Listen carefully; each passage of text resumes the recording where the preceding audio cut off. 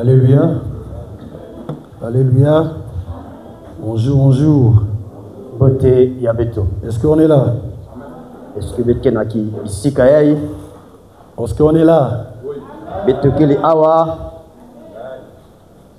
Quand ce matin, je réalise encore la bonté de Yahweh. Je comprends que notre Dieu il est miséricordieux. Il est riche en bonté. Il est amour. Alléluia. Ce matin, nous allons partager, pour ne pas dire je vais partager autour de l'adoration. Amen. Ah oui, il ne faut pas être hors sujet. Quand je suis arrivé ce matin, le pasteur m'a demandé est-ce que j'avais une pensée. Je lui ai dit oui. Dieu m'avait donné la pensée dans Ésaïe au chapitre 6.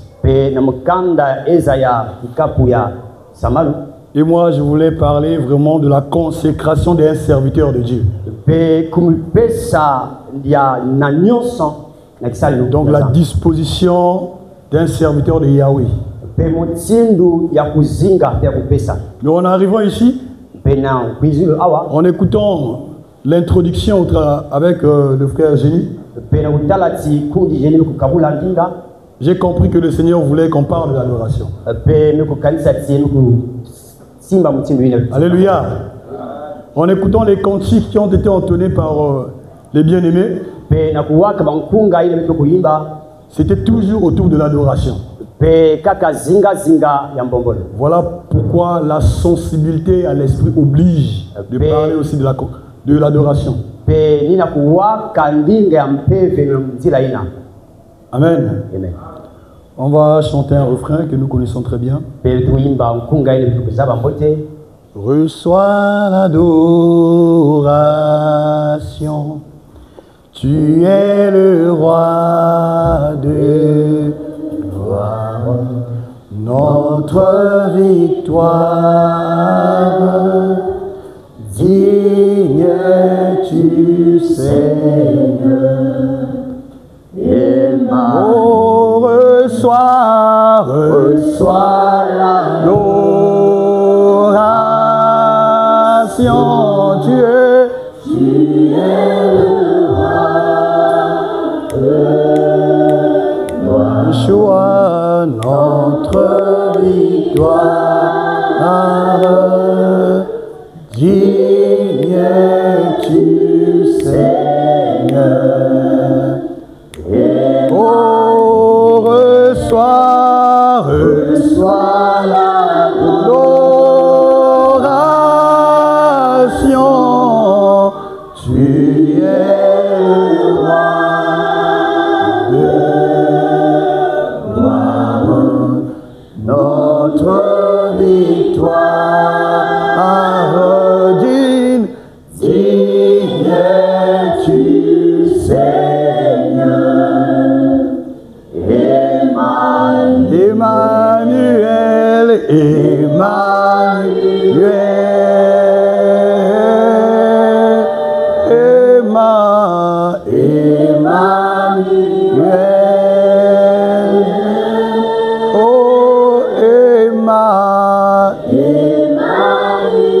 Yeshua, reçois l'adoration. Oh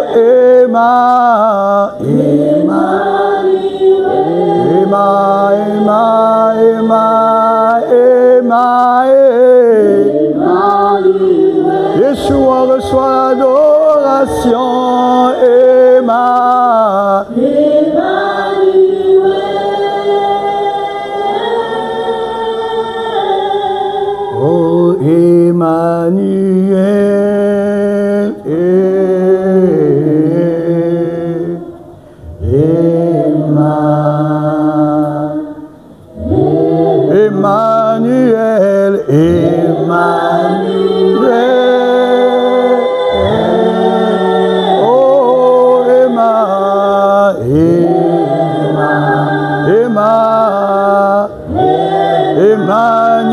Emmanuel, Emmanuel,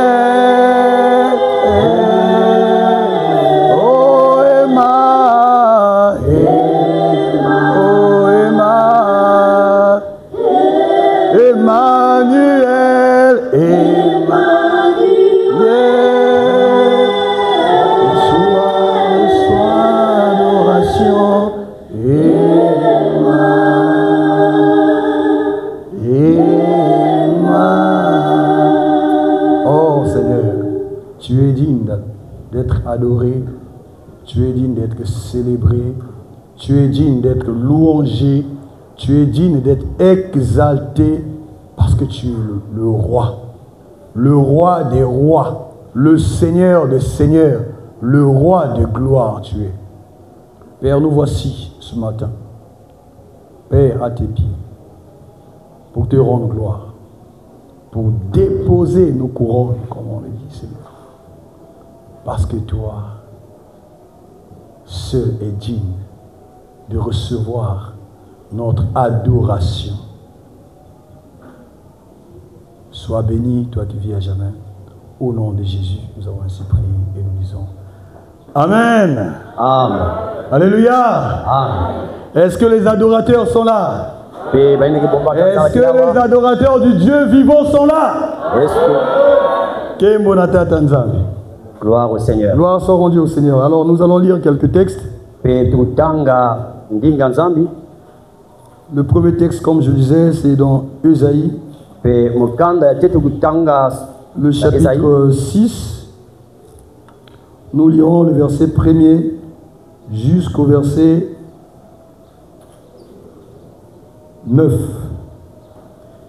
Je vais lire Ésaïe, le chapitre 6, le verset 1er au verset 9. Rapidement, je vais faire la lecture. L'année de la mort du roi Osias, je vis le Seigneur assis sur un trône très élevé, et le pan de sa robe remplissait le temple. Des séraphins se tenaient au-dessus de lui. Ils avaient chacun 6 ailes.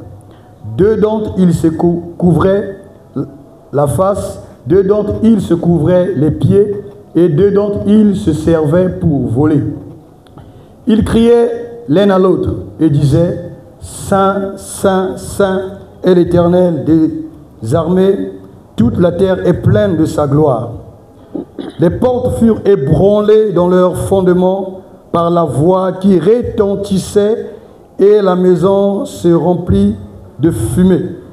Alors je dis, malheur à moi, je suis perdu, car je suis un homme dont les lèvres sont impures. J'habite au milieu d'un peuple dont les lèvres sont impures, et mes yeux ont vu le roi, l'Éternel des armées, Yahvé Sabaoth. Mais l'un des séraphins vola vers moi, tenant à la main une pierre ardente qu'il avait prise sur l'autel avec des pincettes. Il en toucha ma bouche et dit, ceci a touché tes lèvres. Ton iniquité est enlevée et ton péché est expié. J'entendis la voix du Seigneur. Qui enverrai-je et qui marchera pour nous?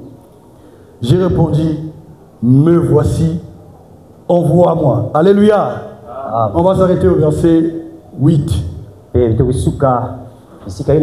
Nous allons lire encore d'autres textes. Cette fois-ci, nous lirons dans le livre de Genèse au chapitre 22.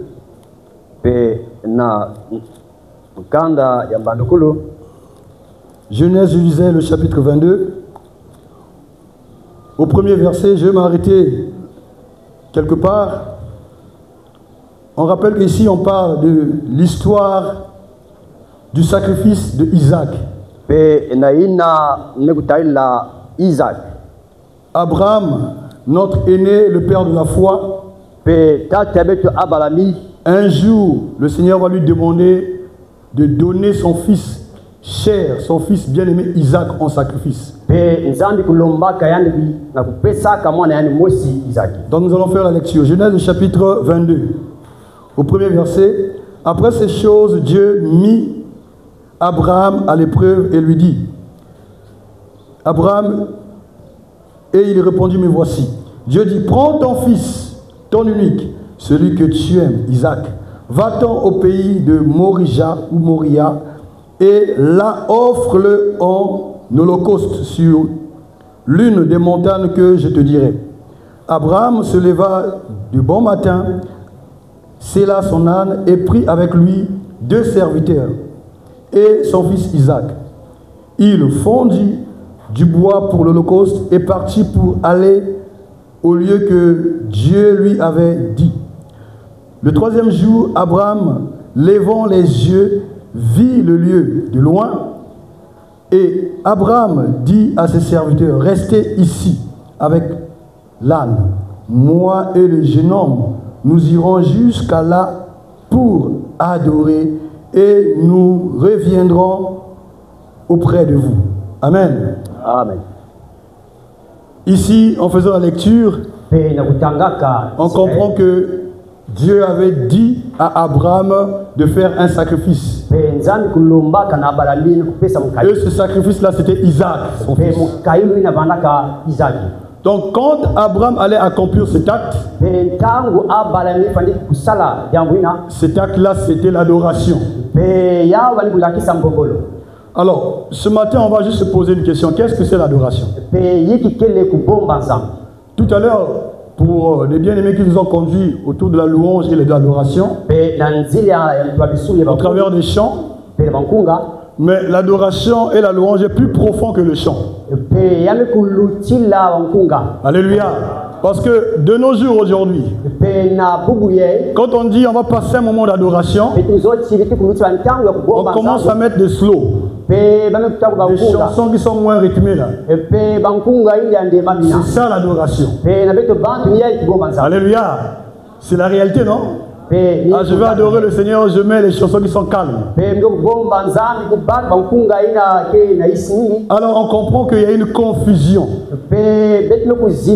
Il y a une mauvaise compréhension de l'adoration. Qu'est-ce qu'est réellement l'adoration?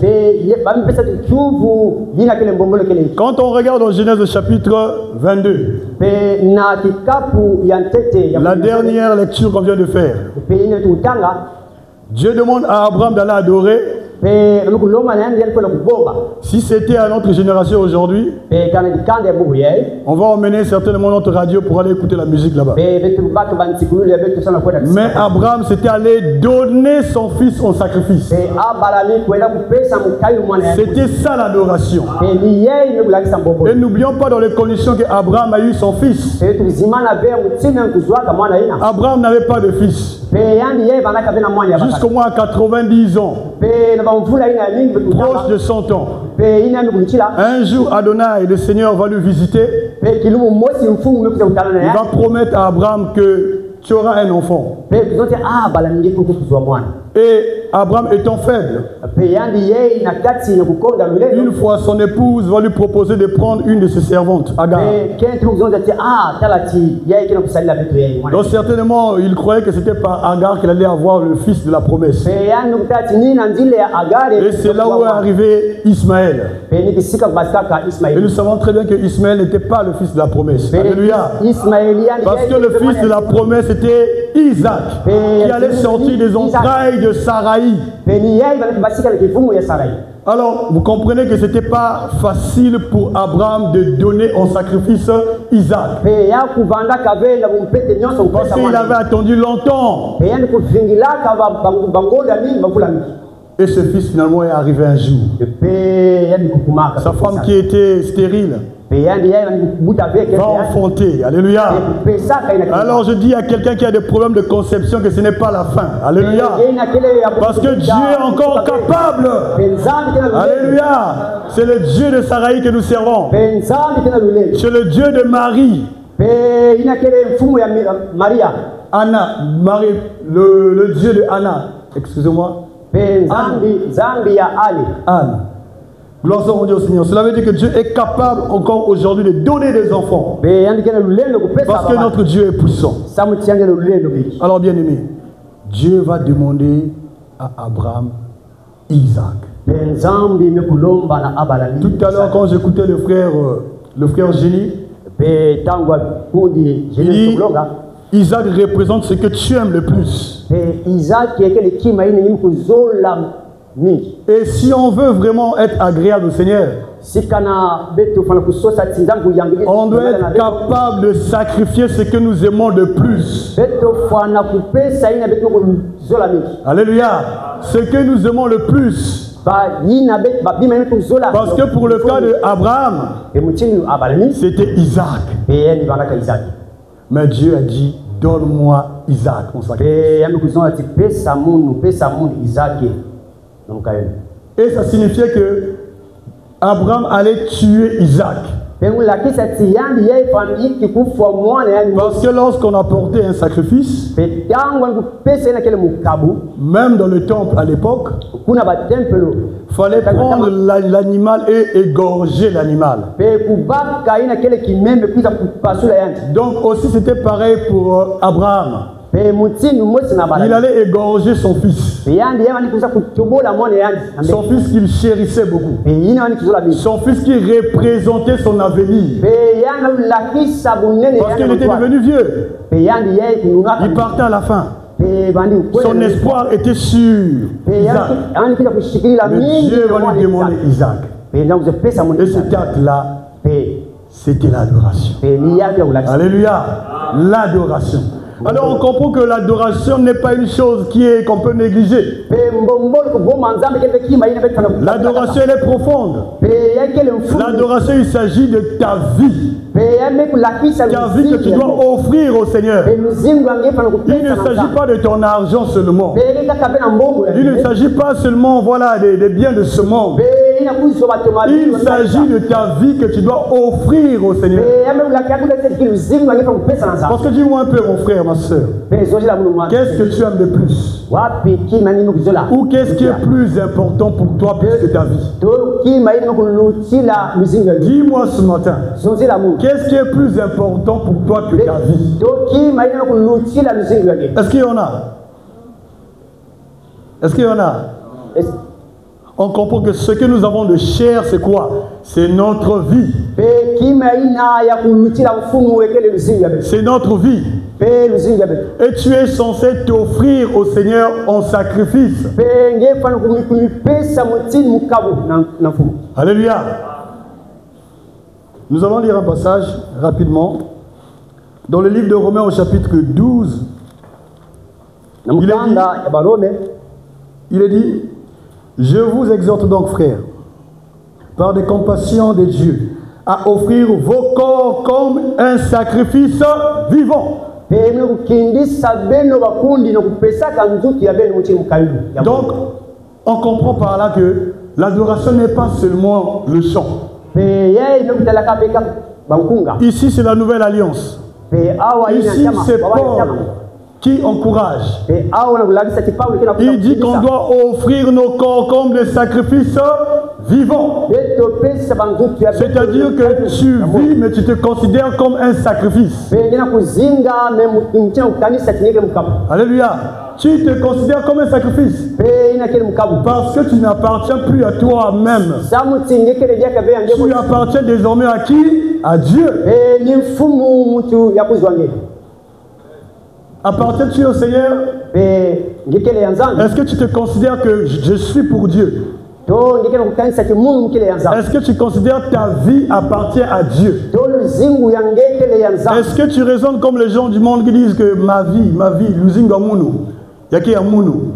je fais ce que je veux? Mais si réellement tu es un sacrifice de Yahweh, tu ne peux plus faire des choses comme tu veux. Tu dois interroger Yahweh avant de faire quoi que ce soit. Parce que tu appartiens à Dieu. Tout à l'heure, on nous a rappelé quoi? Qu'il est notre créateur. Nous l'adorons parce qu'il est notre créateur. C'est lui qui nous a créés. Et nous lui appartenons. Alléluia. Nous lui appartenons. Alors bien aimé, qu'est-ce que c'est l'adoration? On a compris, l'adoration c'est le fait, c'est l'action d'adorer. L'adoration c'est l'action d'adorer. Alléluia. Mais on comprend que l'adoration dans la profondeur, c'est s'offrir à Dieu. Donner à Dieu ce que nous avons de très cher. Et ce jour-là, ce n'était pas facile pour Abraham. C'était pas facile pour Abraham. Que exige l'adoration? Est-ce qu'un païen peut adorer Yahweh et puis Yahweh agrée? Est-ce que tu viens avec une vie impure et puis tu vas plaire à Dieu? Bien-aimé, lorsque les sacrificateurs à l'époque faisaient leurs sacrifices, on se rassurait que le sacrifice que tu as apporté là n'avait pas de défaut. Alléluia. Que le sacrifice que tu as apporté n'avait pas de défaut. Si ta vie n'est pas propre, si ta vie ne glorifie pas le Seigneur, tu ne peux pas être un sacrifice agréable à Dieu. Peut-être qu'on ne t'a jamais dit ça, mais c'est ça la vérité. Dieu aime des sacrifices comment saints, des sacrifices consacrés. Ici, comme je disais dans Romains au chapitre 12, je vous exhorte donc, frères, par des compassions de Dieu, à offrir vos corps comme un sacrifice vivant. Ça ne s'arrête pas là. Comment? Saint, agréable à Dieu, ce qui sera de votre part un culte comment? Raisonnable. Alléluia. On peut aller sur la montagne pour aller adorer le Seigneur, offrir au Seigneur en tout cas des offrandes. Mais par la suite, le Seigneur n'agrée pas. Aux yeux des hommes que nous sommes, on va voir, oh, le frère Herman, il fait beaucoup de sacrifices pour Dieu. Oh, en tout cas, c'est lui le donateur. Il donne des millions. Il donne à Yahweh, en tout cas, il partage sans pourtant réfléchir. Il ne se retient pas. Mais est-ce que la vie du frère Herman glorifie Dieu? C'est ça le plus important. Alléluia. Parce qu'on peut ressembler à qui? À Caïn. On peut ressembler à Caïn. Caïn était un adorateur. Il était un adorateur. Mais il n'était pas un vrai adorateur. Il était un faux adorateur. Il était un faux adorateur. Le vrai adorateur, c'était son frère. Abel. Abel, Yahweh nous montre que le Seigneur avait agréé quoi? Son offrande. C'est-à-dire que deux personnes peuvent emmener 1 million à Dieu. Nous, on va se dire que non, les deux auront la même récompense. Dieu a agréé. Mais Dieu, lui, il regarde plus profond. Il regarde le cœur, la disposition de ton cœur. Comment tu donnes à Dieu? Est-ce que c'est pour montrer que voilà, alors que quand on partage à Dieu, c'est avec les dons de cœur. On est vraiment dans l'amour. On veut contribuer par rapport à l'œuvre de Yahweh. Donc, comme il est dit dans l'épître de Jean, que Caïn était du malin. Il avait le caractère de Satan. C'était le fils spirituel de Satan. Pas le fils biologique, mais spirituel. Alléluia. Parce qu'il était le fils biologique de qui? De Adam. Mais ce jour-là, deux adorateurs se présentaient pour adorer. Comme ce matin, mais Dieu a agréé l'un et il n'a pas agréé l'autre. Parce que l'autre n'avait pas respecté la manière dont on doit adorer le Seigneur. Il y a une manière qu'on adore Yahweh. En commençant par ton cœur. Tu dois avoir un cœur consacré. La Bible dit derrière là-bas, Matthieu chapitre 5 au verset 8. Il dit heureux ceux qui ont le cœur pur car ils verront Dieu. Si tu n'as pas un cœur pur, tu ne verras pas Dieu. Si tu vis dans le péché, peu importe tes sacrifices, tu ne seras pas agréé. Alléluia. Alléluia. Tu ne seras pas agréé. Tu ne seras pas agréable au Seigneur. Alors regardons un serviteur de Dieu, Ésaïe, le premier passage qu'on vient de lire. Ésaïe au chapitre 6, quelque chose d'exceptionnel. Ésaïe, un prophète. Ésaïe qui sert déjà Yahweh. Ésaïe qui parlait de la part de Dieu à son peuple. Mais bizarrement, lorsque le Seigneur va le transporter au ciel, lorsqu'il sera sur la montagne de Yahweh, quelque chose va se passer. Nous allons faire la lecture encore. On va relire. Je vais prendre juste le verset 2, à partir du verset 2. Il est dit dans Ésaïe chapitre 6, regardons attentivement. Suivons cela attentivement. Ésaïe au chapitre 6, le verset 2. Des séraphins se tenaient au-dessus de lui, au-dessus de Dieu. Ils avaient 6 ailes.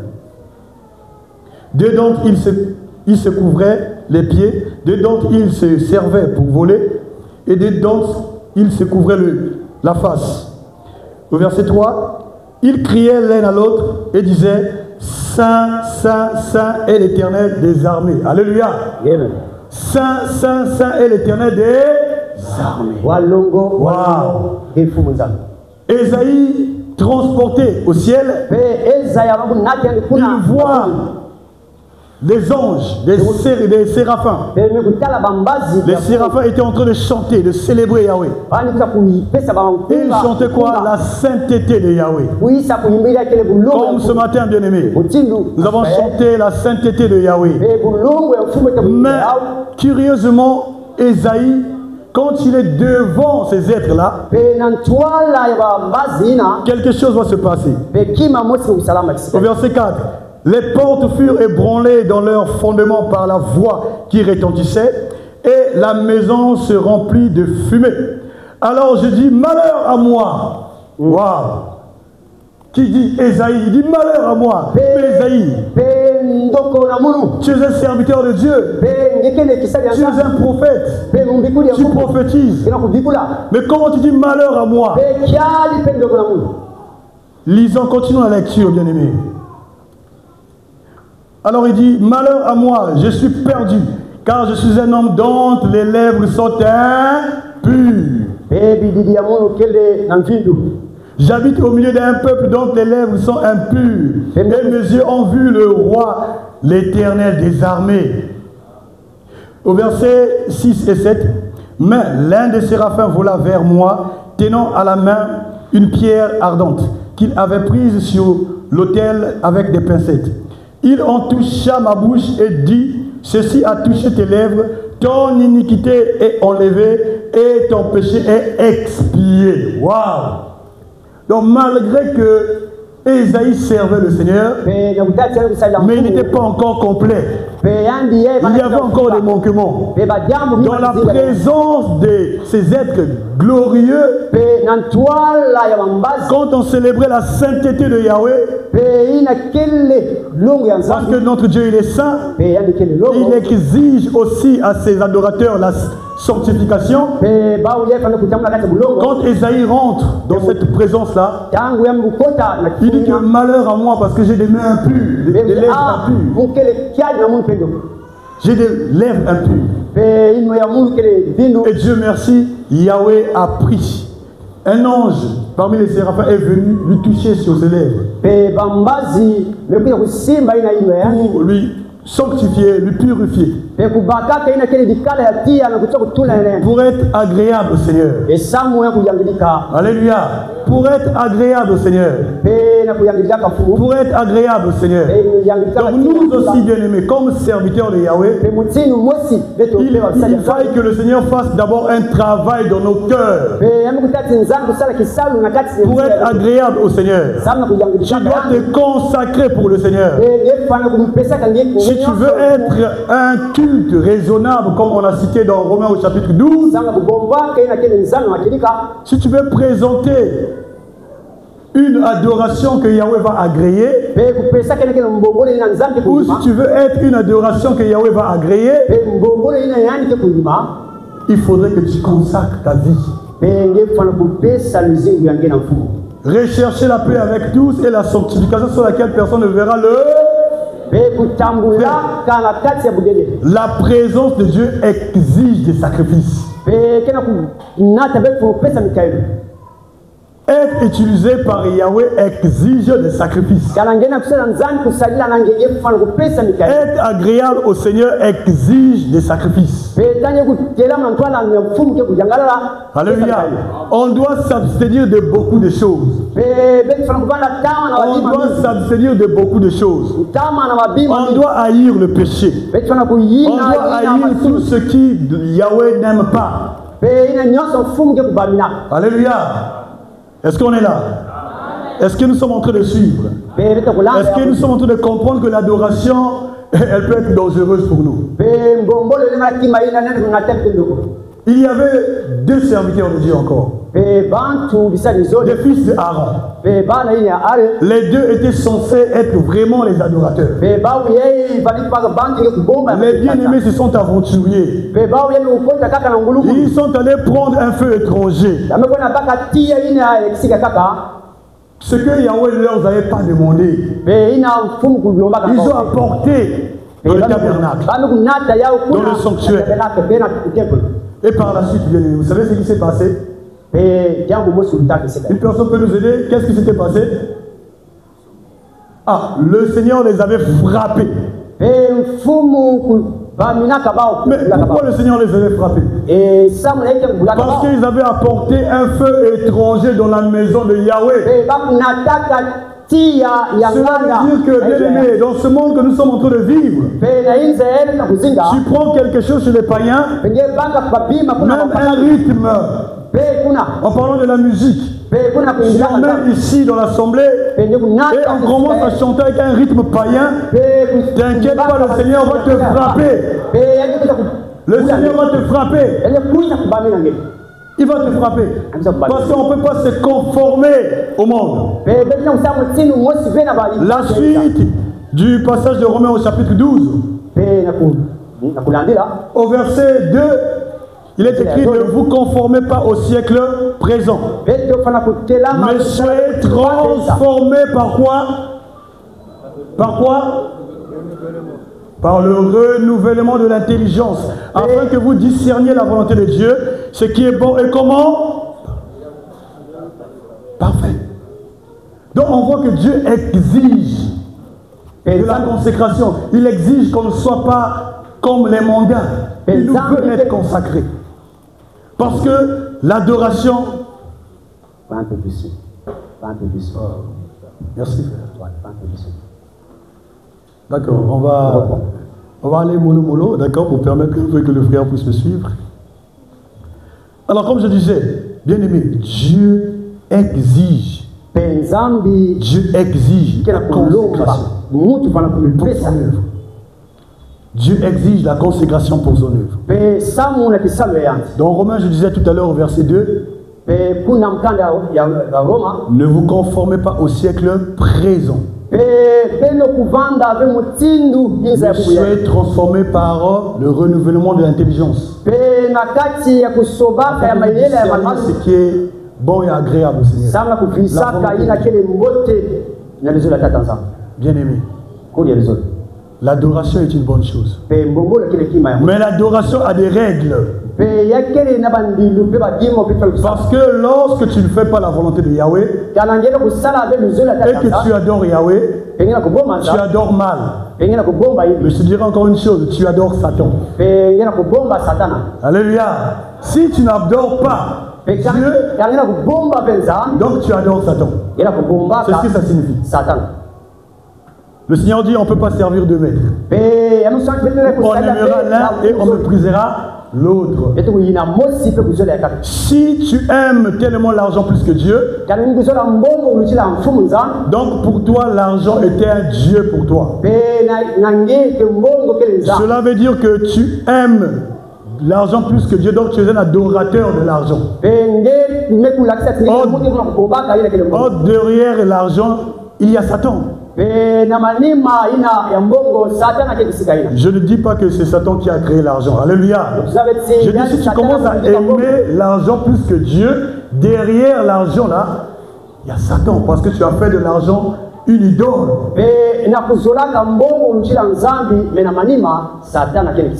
Amen. Bien aimé, je nous dis une chose. L'adoration c'est de bonnes choses. Pe ngombolo akele kima ya moti. Lorsque tu obéis au Seigneur, Pe kanagena ku tumama. lorsque tu es dans la consécration, Pe ngini ku pesa ka ngini nyonso na mfumu. bien-aimé, lorsque tu es consacré, Pe ngini ku pesa ka ngini nyonso na mfumu. tu marcheras dans la gloire. Pe ngini ku tambula na kati ya nkembo. Tu marcheras dans la gloire. Ku tambula na kati ya nkembo. Parce que dans le lieu très saint, Pe na kifulu na ya longo. là où il y avait l'arche d'alliance, Pe kisika na bana. la gloire descendait. Pe nkembo ni ku La présence de Dieu était là. Pe kimutu ya mfumu na Donc lorsque tu es un bon adorateur, Pe na ku bomba ya. lorsque tu respectes les principes de l'adoration, Pe ngina kuzitisa ba tu mendiluna. vas attirer la gloire de Dieu dans ta vie. Pe ngina kupenda je kupenda na kele nkembo ya nzambe zike. Alléluia. Tu vas attirer la gloire de Dieu dans ta vie. Pe nkembo ya nzambe kulanda yeye. Kabod sera ton partage. Pe nkembo ekuzinga na kitwa. Le frère tout à l'heure nous a parlé Pe kuni muzasabito.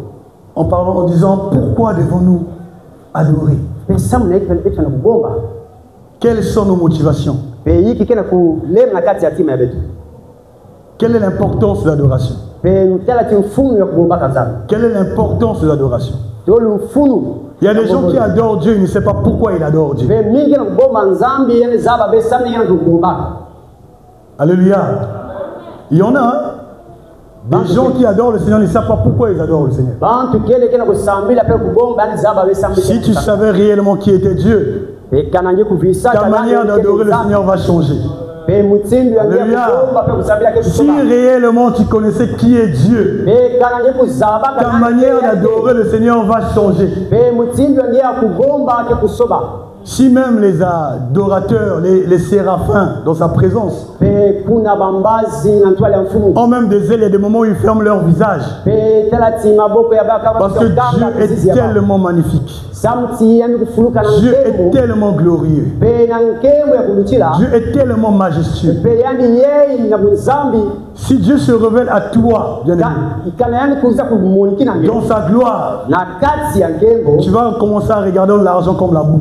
Tu vas commencer à regarder, ta manière de considérer les choses de ce monde va changer. Parce que Dieu, quand on parle de l'adoration, il s'agit de parler de la personne même de Dieu. Qui il est? Qui est Dieu? Lorsque nous louangeons le Seigneur,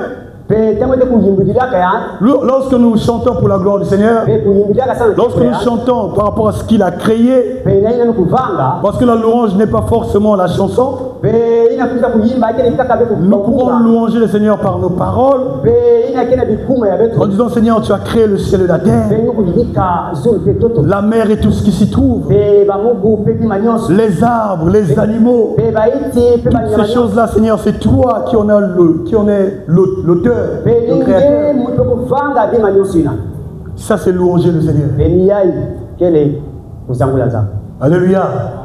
C'est un peu comme dans le monde on disait Mabanga, hein? Dire les choses pour voilà, dire ah, toi tu es tellement comme ça, tu es comme ça. Donner l'honneur au Seigneur. Mais lorsque tu adores, bien-aimé, tu touches à la personne de Dieu. Et là, ça exige, bien-aimé, la consécration. Sinon, tu peux rester dans la présence de Yahweh. Comme ces deux faux adorateurs. Alléluia. Et moi, je crois ce matin qu'il y a des vrais adorateurs de Yahweh. Je crois en ce lieu, il y a des vrais adorateurs de Yahweh. Nous allons lire encore dans l'évangile selon Jean au chapitre 4. L'aspect qui touche toujours l'adoration, parce qu'on parle de l'adoration. On va voir la conversation de Dieu avec la femme samaritaine. Nous sommes au verset, nous allons prendre à partir du verset 17. Non, on peut prendre à partir du verset 20. Il est écrit dans Jean au chapitre 4 à partir du verset 20. Nos pères ont adoré sur cette montagne. Et vous dites, Il dit que le lieu où il faut adorer est à Jérusalem. Femme, lui dit Jésus, crois-moi, l'heure vient où ce ne sera ni sur cette montagne, ni à Jérusalem que vous adorerez le Père. Vous adorez ce que vous ne connaissez pas. Waouh! Donc on peut adorer un Dieu qu'on ne connaît pas. On peut croire adorer Yahweh, mais on ne le connaît pas, on l'ignore. Mais nous adorons ce que nous connaissons, car le salut vient des Juifs. Au verset 23, mais l'heure vient, et elle est déjà venue, où les vrais adorateurs adoreront le Père en esprit et en vérité, car ce sont là les adorateurs que le Père demande, qu'il exige. Voilà pourquoi je disais tout à l'heure que Dieu exige des vrais adorateurs. Au départ, on a rappelé que l'adoration, c'est offrir notre vie en sacrifice. Ici, le Seigneur parlait avec la femme samaritaine. Ils vont toucher l'aspect d'adoration. Et ici, la personne qui parlait, c'est le Seigneur Jésus. C'est Jésus lui-même. Alléluia. Jésus qui est la parole de Dieu. Donc là, ça vient directement. Ce n'est pas indirectement par Paul, mais directement Jésus. Et là, le Seigneur dit une chose. Que tu peux adorer un Dieu que tu ne connais pas. Tu peux adorer un Dieu que tu ne connais pas. Mais le Seigneur dit, l'heure vient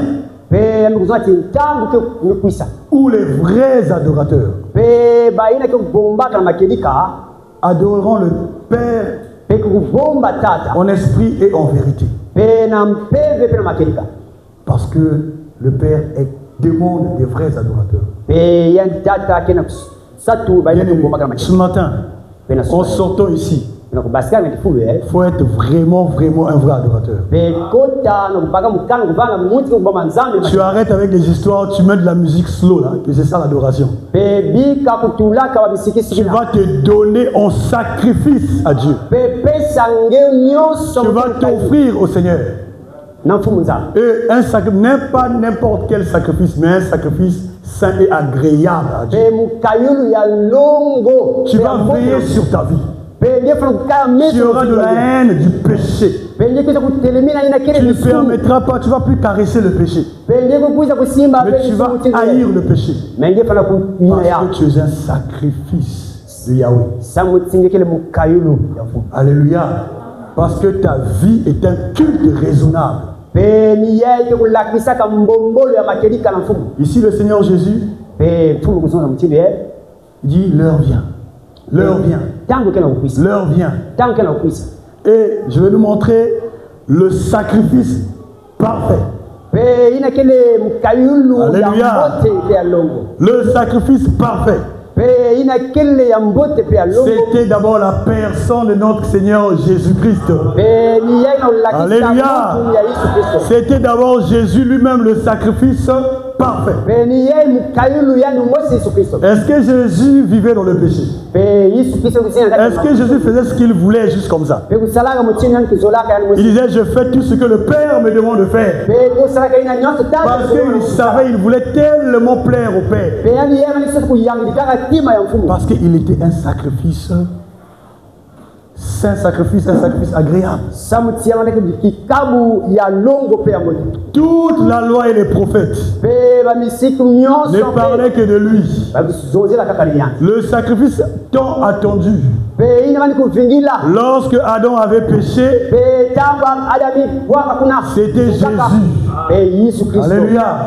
On se rappelle lorsque Jean le Baptiste va voir le Seigneur. On peut lire ça dans Jean chapitre 1. Il dit, voici l'agneau de Dieu qui ôte les péchés du monde. Il a appelé Jésus comme l'agneau, comme un animal qui devait passer à l'abattoir. Alléluia. Donc le premier sacrifice, c'est d'abord le Seigneur. Dans le livre des psaumes, il dit je suis venu dans un rouleau. Il était question de moi pour faire, oh Dieu, ta volonté. Alléluia. Bien-aimé, si nous voulons plaire à Dieu, nous devons marcher comme le Seigneur Jésus-Christ a marché. Si nous voulons être un sacrifice agréable au Père, nous devons être comme Jésus. L'apôtre Jean disait, ce n'est pas un commandement nouveau. Tel qu'il a marché, nous aussi nous devons marcher. Alléluia. Bien-aimé, est-ce que tu as déjà tout donné au Seigneur? Pour ne pas dire est-ce que tu t'es déjà tout donné au Seigneur? Ou bien il y a encore des aspects de ta vie que tu dis, là on ne touche pas. Parce que ça là, voilà, j'aime tellement ça. Bien-aimé, qu'on ne puisse pas te mentir. Tous ici on a des manquements. Tous ici on a des défauts. Alléluia. Mais celui qui veut être un sacrifice qui est agréable au Seigneur, à tout moment il doit identifier ses défauts pour dire Seigneur, ôte cet aspect-là. Comme on a vu dans Ésaïe au chapitre 6. Malheur à moi, quand j'ai vu le roi des rois. Mais moi j'ai des lèvres impures. Et par la suite il y a eu cet ange-là qui est venu. A pris une pierre, comme il dit, et a fait expier son péché. Et là, Ésaïe était agréable au Seigneur. Les versets qui venaient, bien-aimés, Dieu dit, qui enverrai-je? Et là, Ésaïe pouvait dire, envoie-moi, je suis là. Envoie-moi, je suis là. Alléluia. Bien-aimé, est-ce que comme Ésaïe, ce matin, si le Seigneur disait, qui enverrai-je? Mais lorsque tu vois ta vie, et lorsque tu examines ta vie, est-ce que le Seigneur peut t'envoyer déjà? Est-ce que tu peux déjà aller représenter le Seigneur? Est-ce que tu as déjà des traits avec Jésus? Est-ce que tu aimes déjà comme Jésus? Est-ce que tu es déjà là? Alléluia. On parle toujours de l'adoration. Mais la vraie adoration, le culte raisonnable, consacrons-nous. Si nous voulons voir la main de Dieu, consacrons-nous. Disciplinons-nous. De la discipline. Un enfant de Yahweh, voilà tes yeux, tu ne dois pas regarder n'importe quoi. Parce que tu es consacré. Tu n'écoutes pas n'importe quoi. Parce que tu es un consacré. Tu es un instrument que le Seigneur utilise. Tu es un instrument que Yahweh utilise. Mais si on n'est pas discipliné, si on n'est pas discipliné, le Seigneur peut nous utiliser pour un moment. Et puis il va nous mettre à côté. Alléluia. Et puis il va nous mettre à côté. Paul disait à Timothée, si tu veux plaire au Seigneur, si tu veux que le Seigneur t'utilise puissamment, je suis en train de paraphraser, si tu veux que Yahweh t'utilise puissamment, tu dois te préserver du péché. Tu dois fuir le péché. Tu dois haïr le péché. Bien aimé, l'une des choses qui appelle le réveil, nous savons que la prière fait partie, Mais la prière des gens qui sont consacrés. Alléluia. Mais l'une des choses qui appelle le réveil. J'aimerais qu'on puisse faire cette lecture, bien aimé. Allons dans les Actes des Apôtres. Je vais m'arrêter par là, j'ai beaucoup parlé. Je vais m'arrêter par là. Actes des Apôtres au chapitre 2. Nous allons voir comment ce que nos bien-aimés étaient en train de vivre.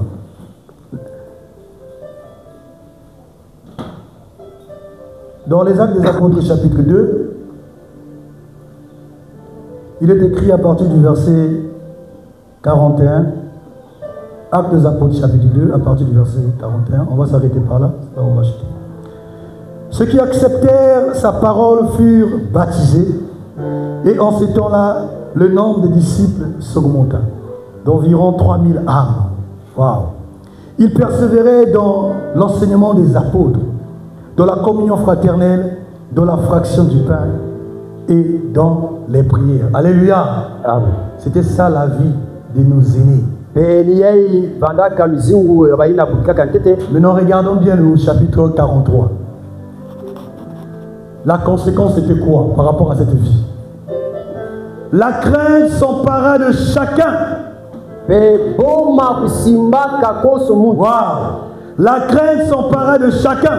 Et il se faisait beaucoup de prodiges et de miracles par les apôtres. On comprend par là que non seulement qu'ils avaient les enseignements des apôtres, ils demeuraient dans l'enseignement des apôtres, dans la fraction de pain, dans la prière, toutes ces choses-là. Mais on nous dit quoi? La crainte s'empara de chacun d'eux. Ils avaient la crainte de Dieu. Oh, l'Église. Est-ce qu'aujourd'hui on a encore la crainte de Yahweh comme ces aînés-là? Est-ce que nous craignons le Seigneur? Car il est dit, la crainte de Yahweh est le commencement de la sagesse. La crainte de Yahweh est le commencement de la sagesse. Tout commence par la crainte de Yahweh. Tout commence par la crainte de Yahweh. Bien aimé, dans le livre de Matthieu, lorsqu'on parle des vierges sages et les folles, regardons bien, on parle des vierges sages. Donc des vierges qui avaient de la sagesse. Alléluia. Des vierges qui avaient quoi? De la sagesse. Mais si on dit que la crainte de Yahweh est le commencement de la sagesse, ça veut tout simplement dire que ces vierges-là avaient la crainte de Dieu. C'était l'église, une assemblée qui plaisait au Seigneur. C'était une assemblée qui était spirituelle. C'était pas une assemblée qui vivait dans la chair. C'était une assemblée qui était consacrée. Une assemblée consacrée. Mais il y avait deux types de vierges. Il y avait aussi des folles. Les folles aussi représentent une assemblée. Mais une assemblée qui est folle, qui manque de sagesse. Une assemblée qui n'a plus la crainte de Dieu. Pour eux, la maison de Dieu, c'est la cour du roi Plateau. Ils font ce qu'ils veulent.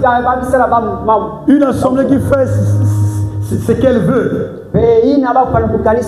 Les gens qui font ce qu'ils veulent. Mais ils sont quand même des chrétiens. Ils sont quand même des adorateurs. Ils adorent Dieu même selon le monde. C'est ce que nous pouvons regarder sur les réseaux sociaux, bien aimés. Mais nous, comme dit Pierre, nous sommes la race des élus. Un saint sacerdoce. Alléluia. Nous avons le Saint-Esprit qui habite en nous. Notre corps est le temple du Saint-Esprit. Bien-aimé, l'adoration, c'est plus profond. Elle est plus profonde, j'allais dire. Ta vie doit être un culte raisonnable. Tu dois haïr le péché. Ne donne plus accès au péché. N'adore plus Yahweh comme on fait dans le monde. Ne sois pas hypocrite. Tu vas servir Yahweh alors que tu es faux. Tu ne plais pas au Seigneur, mais tu le sers quand même. Fais attention, le Seigneur peut te frapper. Le but, c'est de plaire au Seigneur. Le Seigneur ne veut pas la mort d'un pécheur. Mais il veut que tous qu'on parvienne à la connaissance de la vérité.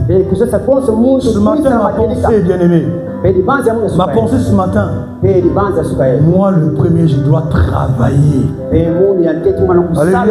Je dois dire au Seigneur, regarde cet aspect. Seigneur, il y a de l'orgueil ici. Brise. Regarde cet aspect-là. Il y a l'arrogance qui est là. Brise. Seigneur, je sens que je veux me lever. Mais efface-moi.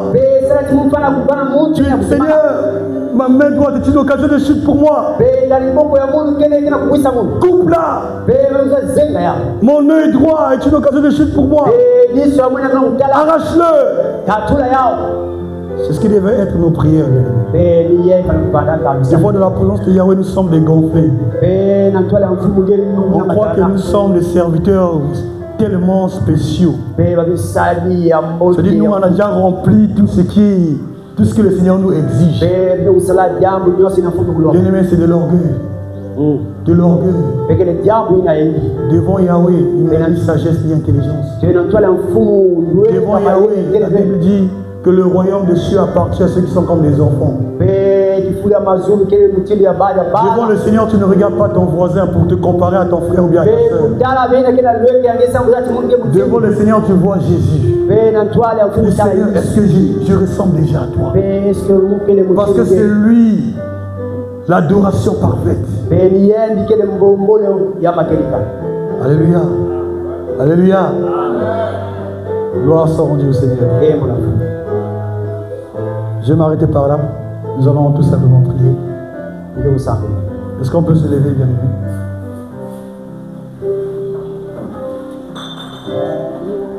Tu vas chanter, frère, tu vas jouer Mélodie venue du ciel. Mélodie venue du ciel. Tu vas chanter ça.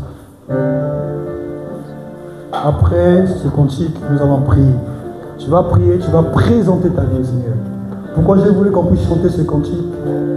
Ça concorde vraiment avec ce passage d'Ésaïe au chapitre 6. Les séraphins étaient en train de chanter la sainteté de Dieu. Et nous voulons nous consacrer au Seigneur. Alléluia.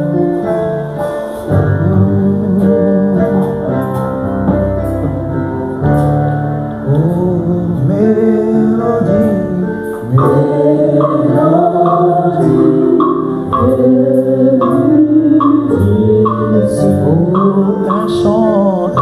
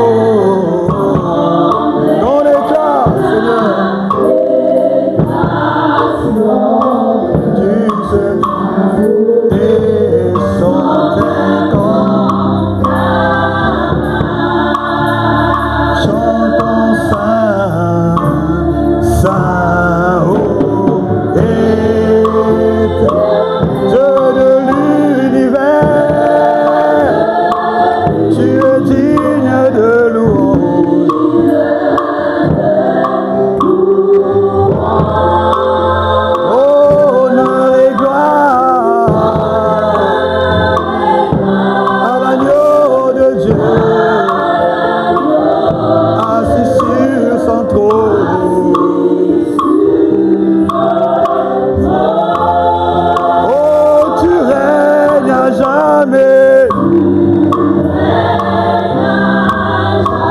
Oh, ça. Oh, hey.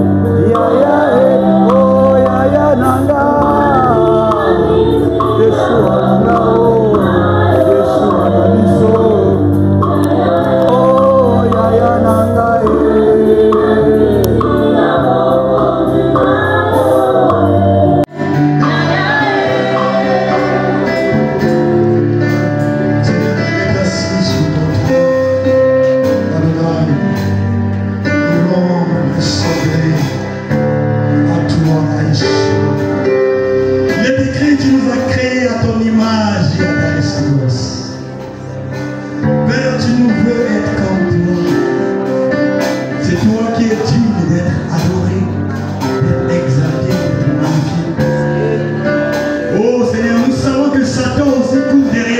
Dieu, assis sur son trône? Que notre